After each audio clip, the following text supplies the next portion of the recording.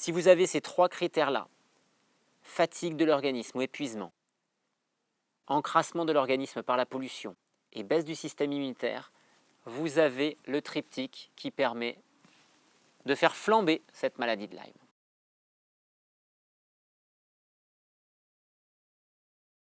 Bonjour, c'est Raphaël Pérez, votre coach en santé naturelle. 25e jour de mon défi, une vidéo par jour pendant 2 mois. Et aujourd'hui, je vous parle de la maladie de Lyme.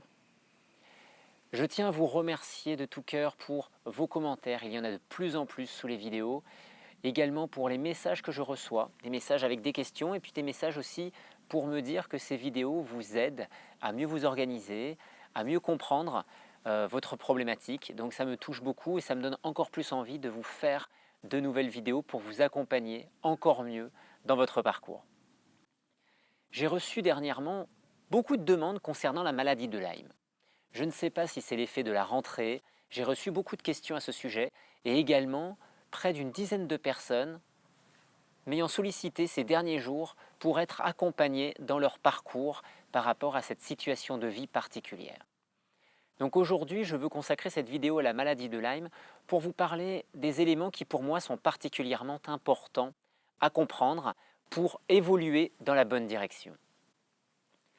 Tout d'abord, la maladie de Lyme, pour moi, il y a 2 points essentiels qui ressortent. Le premier point, c'est que la maladie de Lyme mime de nombreuses maladies. Les symptômes peuvent être très variés. On la surnomme même la grande imitatrice. Pourquoi est-ce que les symptômes sont aussi variés?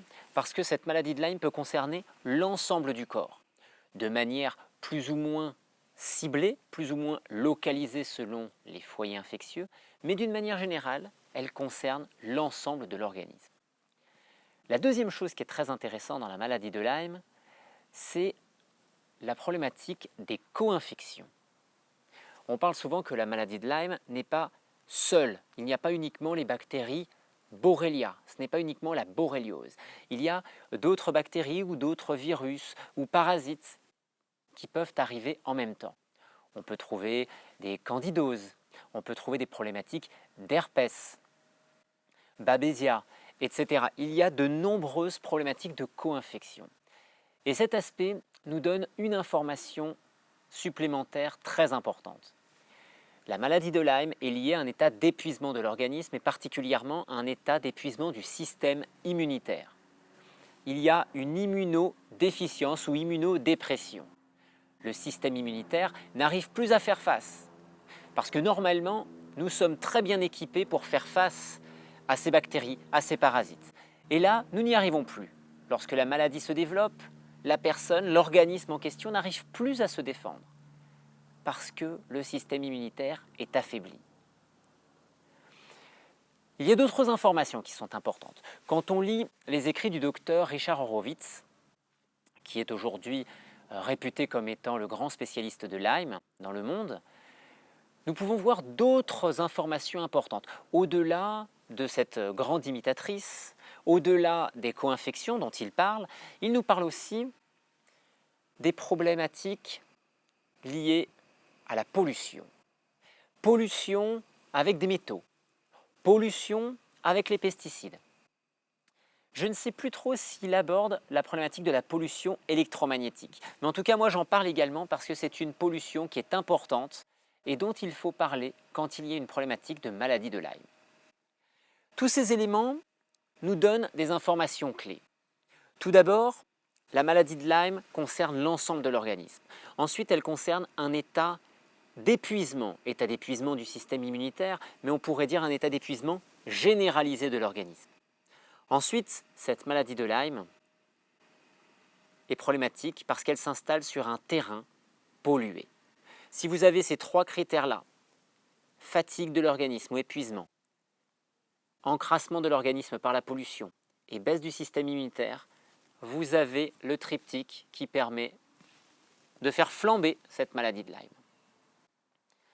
Alors vous avez peut-être remarqué que certaines personnes déclenchent la maladie de Lyme immédiatement après avoir été mordues par une tique ou piquées par un insecte. Dans ce cas-là, l'organisme est déjà dans cet état d'affaiblissement, d'encrassement, de faiblesse du système immunitaire. Donc ça flambe et la maladie va évoluer par poussée. Et puis vous avez peut-être remarqué que d'autres personnes déclenchent la maladie parfois plusieurs mois, 6 à 12 mois après la morsure de tique. Mais parfois ça peut être plusieurs années après. Que se passe-t-il? Dans un premier temps, l'organisme est au contact de la bactérie. Et il ne se passe rien. L'organisme a la force pour lutter. Donc la bactérie reste confinée dans des petites zones très localisées de l'organisme. Zones tellement petites qu'il n'y a pas de symptômes.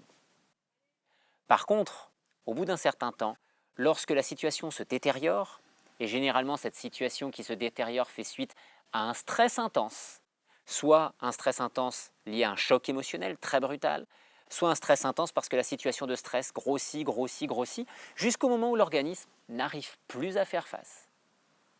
Et quand il y a un stress intense, on fatigue l'organisme, on fait baisser les défenses immunitaires et on affaiblit la capacité du corps à éliminer les substances toxiques. Donc, on augmente l'encrassement de l'organisme. C'est pour ça que le stress est un élément très important dont il faut parler quand on est malade de Lyme.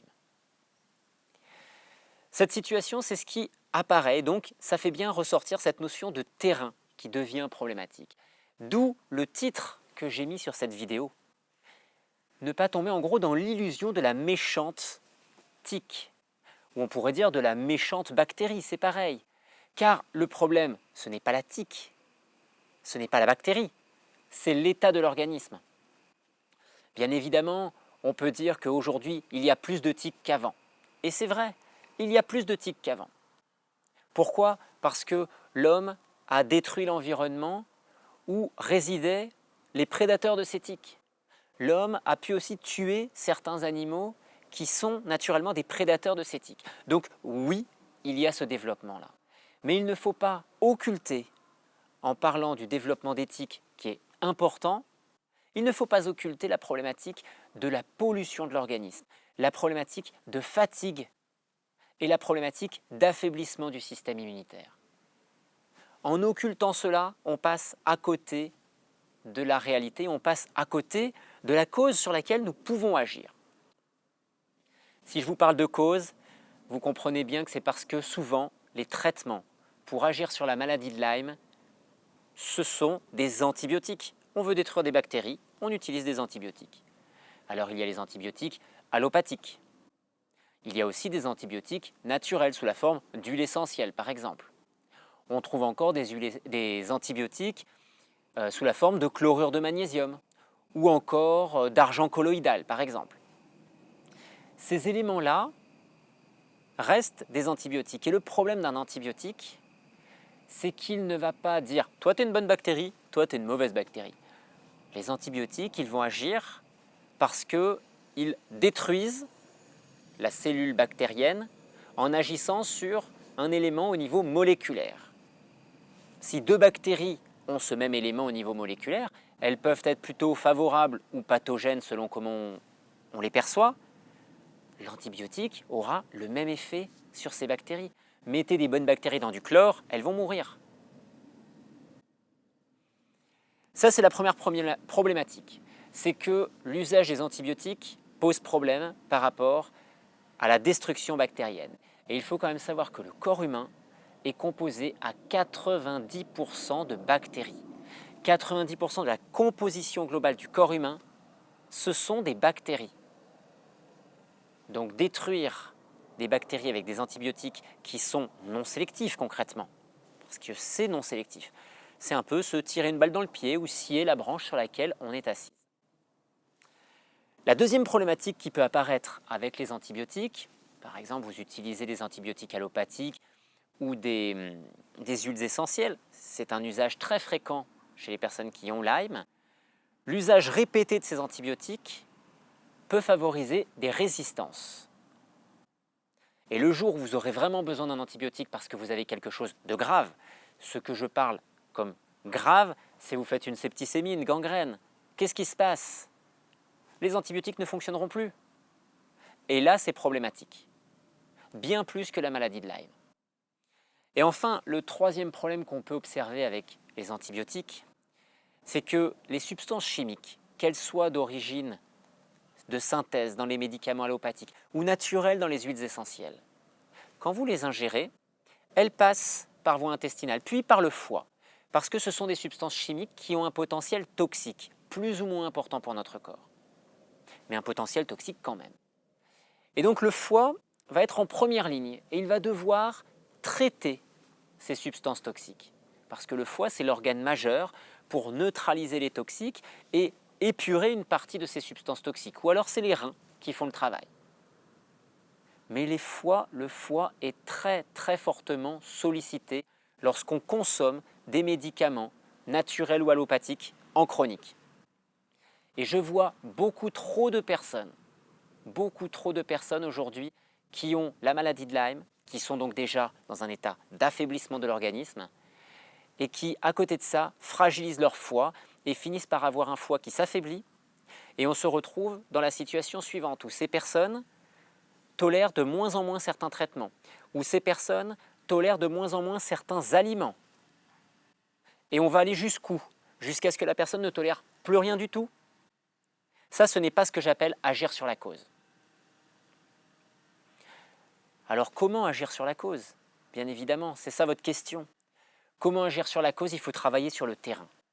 Alors pour régénérer l'organisme au niveau énergétique, pour renforcer le système immunitaire, et enfin pour dépolluer l'organisme, le meilleur moyen, c'est le jeûne. Je ne vous conseille pas toutefois de jeûner brutalement, immédiatement. Parce que si vous avez la maladie de Lyme, c'est que votre corps est déjà bien encrassé, bien affaibli. Et il va donc falloir préparer le terrain. Donc avant d'envisager un jeûne complet, un jeûne hydrique par exemple, préparez le terrain en allégeant l'alimentation. Vous allégez l'alimentation, vous supprimez les aliments qui sont un peu lourds. La viande, les produits laitiers, les céréales, les légumineuses. Vous allez vers une alimentation déjà 100% alcalinisante. Ça, c'est la première étape. Et puis ensuite, si on veut, on réduit les apports en quantité. Ça, c'est la première étape pour faire déjà des cures qui vont aider le corps à récupérer. La deuxième chose, lorsque vous avez bien récupéré, là, vous pourrez entrer en jeûne complet, lorsque vous avez déjà bien avancé votre progression. Ensuite, au-delà de ces phases de cure, on peut agir sur l'alimentation. L'alimentation du quotidien va vous aider si vous limitez l'acidité qu'elle va vous apporter, qu'elle va générer dans votre corps. Également, vous pouvez agir en réduisant votre exposition à la pollution, aux métaux, aux pesticides. Ça, c'est également très important. Alors, d'aller vers des aliments bio, ça c'est le top. Mais si vous ne pouvez pas le faire, déjà de choisir les aliments, parce que selon les aliments que vous consommez, vous pouvez réduire déjà votre pollution aux pesticides, même si ces aliments sont traités avec des pesticides. Parce que certains aliments, on pourra enlever la peau, d'autres aliments, on ne pourra pas le faire. Certains aliments sont beaucoup plus traités que d'autres.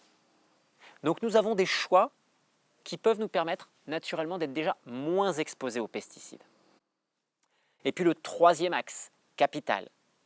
J'en ai parlé hier dans ma vidéo sur l'équilibre acido-basique, l'impact du stress. Le stress, ça perturbe la respiration, donc l'oxygénation du corps. Lyme, c'est la maladie des cellules asphyxiées. C'est le malade asphyxié, la maladie de Lyme. Donc il faut oxygéner le corps. Donc le stress, ça va vous impacter au niveau du diaphragme. Le stress va également impacter votre système rénal. Les reins, ce sont les organes, c'est l'organe qui filtre et qui excrète l'acidité du corps. Le plus important. Si vous bloquez déjà ces deux organes qui régulent l'équilibre acido-basique ou que vous réduisez leur capacité de fonctionnement par le stress, votre situation risque de se détériorer ou en tout cas d'être limitée en termes de progression, même si vous faites des efforts au niveau alimentaire, même si vous jeûnez par exemple. Et je vais terminer là-dessus. Je rencontre beaucoup de personnes, pas spécialement pour Lyme, mais quand je commence à aborder la sphère du stress, du mental, de comment la personne se sent dans sa vie, très souvent on me dit non, mais tout va bien. Et ce problème-là que vous avez évoqué, oh non, mais tout est géré, tout est digéré. Concrètement, le message que la personne cherche à me faire passer, c'est « je ne veux pas en parler avec vous ». Soit je suis respectueux de cela, et si la personne ne veut pas aborder ça avec moi, elle ne l'aborde pas avec moi. Par contre, c'est aussi être honnête avec vous de dire que si vous ne voulez pas regarder cette partie de votre vie, cette partie de votre hygiène de vie par rapport au stress, sur laquelle l'impact peut être énorme, vous limitez fortement votre potentiel de progression. Voilà, j'espère que je vous aurai éclairé un petit peu plus sur la maladie de Lyme et les moyens qui sont à votre disposition pour pouvoir agir sur la maladie efficacement. Et puis je vous retrouve dès demain pour la suite de mon défi pour une prochaine vidéo. Excellente journée à vous!